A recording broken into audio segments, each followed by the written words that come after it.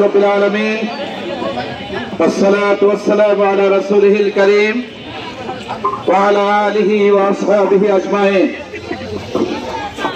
बांग्लादेश জামাত ইসলামী ভেড়ামারা উপজেলা শাখা কর্তৃক আয়োজিত কেন্দ্র ঘোষিত 5 দফা দাবি আদায়ের উদ্দেশ্যে বিক্ষোভ সমাবেশের পরে মিছিলের পরে আজকের এই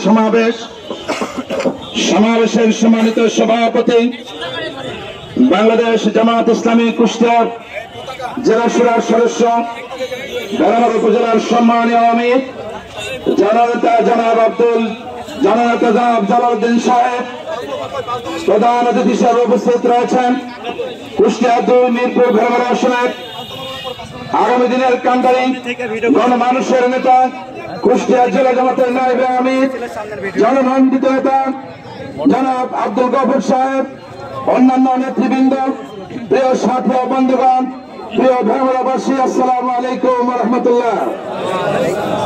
আপনারা জানেন বাংলাদেশ জামাত ইসলামী আজকে সারা দেশে 5 দফা দাবি আদায়ের জন্য কর্মসূচি ঘোষণা করেছে।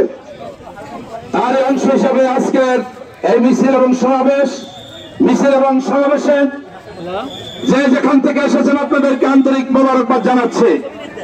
সম্মানিত উপস্থিতি, আপনারা ইতিমধ্যে লক্ষ্য করেছেন বাংলাদেশে যে নির্বাচন ঘোষণা হয়েছে, নির্বাচনের পূর্বে নির্বাচন যারা না হয় সেই জন্য একটি ষড়যন্ত্র চলছে।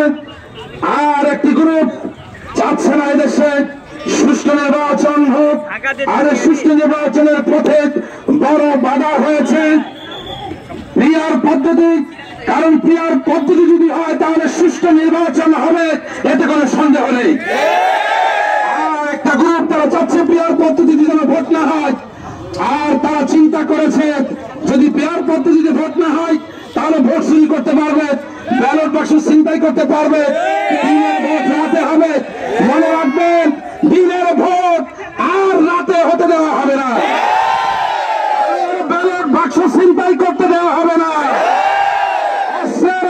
হবে না, চাঁদাবাজি মাস্তানি করতে দেওয়া হবে না। ভেড়ামারাবাসী জেনে রাখো, যদি চাঁদাবাজি বন্ধ করতে চাও, সন্ত্রাসী বন্ধ করতে চাও, অবশ্যই পিআর পদ্ধতিতে ভোট হতে হবে। প্রিয় সাথী ও বন্ধুগণ, আপনারা লক্ষ্য করেছেন ডাকসুর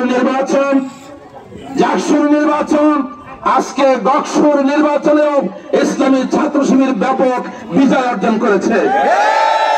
এতে করে প্রমাণিত হয়েছে যারা নির্বাচন নিয়ে বানচাল করার ষড়যন্ত্র করেছ, তারা তাকিয়ে তাকিয়ে দেখো আগামী দিনে বাংলাদেশ জামাত ইসলামী দাঁড়িপাল্লা নিয়ে সংসদে যাবেন। প্রিয় বন্ধুগণ, আগামীর দেশ ইসলামের দেশ, কোরআনের দেশ।